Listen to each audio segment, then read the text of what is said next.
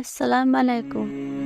যেসব কারণে রোজা না রাখার অনুমতি আছে সেগুলি হচ্ছে, যদি কেউ অতি কঠিন রোগে আক্রান্ত হয়, যে রোজা রাখলে রোগ বৃদ্ধির আশঙ্কা থাকে। 2 নম্বর, গর্ভবতী নিজের বা গর্ভের সন্তানের ক্ষতির আশঙ্কা থাকলে। 3 নম্বর, বুকের দুধের উপর নির্ভরশীল শিশুর মা রোজা রাখলে দুধের অভাবে শিশুর ক্ষতির আশঙ্কা থাকলে। 4 নম্বর, মুসাফির হলে অর্থাৎ 48 মাইল বা তার চেয়ে দূরে যাওয়ার নিয়তে নিজ মহল্লা হতে বের হলে, তবে পরে কাজা করে নিতে হবে। আর অত্যাধিক বার্ধক্যের কারণে পুনরায় রোজা রাখা সম্ভব না হলে প্রতিটি রোজার পরিবর্তে একজন মিসকিনকে একদিনের পূর্ণ খোরাক অথবা উপহার মূল্য দান করতে হবে।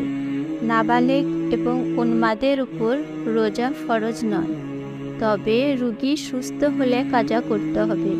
হায়েজ নিফাস অবস্থায় রোজা রাখা জায়েজ নেই, ওই অজর শেষ হলে পরে কাজা করতে হবে।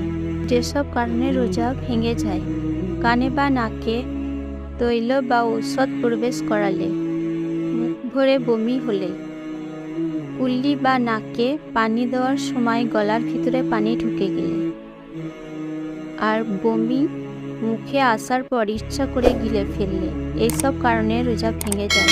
তবে রোজা ভেঙে গেলে দিনের অবশিষ্ট সময় খেতে পারবে না, ওই অবস্থাতেই থাকতে হবে, পরে আহার পরিবর্তে কাজা করে নিতে হবে। কয়লা, পাউডার, পেস্ট বা গুল দ্বারা দাঁত মাজলে রোজা মাকরু হয়ে যায়। মুখে থুতু জমা করে গিলে ফেললে রোজা মাকরু হয়ে যায়। দাঁতে আটকানো খাদ্য বের করে পুনরায় গিলে ফেললে রোজা ভেঙে যায়।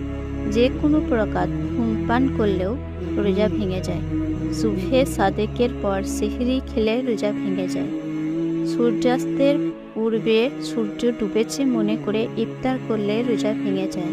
ভিডিওটা যদি ভালো লাগে থাকে তাহলে একটা লাইক করবেন, বন্ধুদের সঙ্গে বেশি বেশি করে শেয়ার করবেন এবং আমার চ্যানেলটিকে সাবস্ক্রাইব করবেন। আল্লাহ হাফেজ।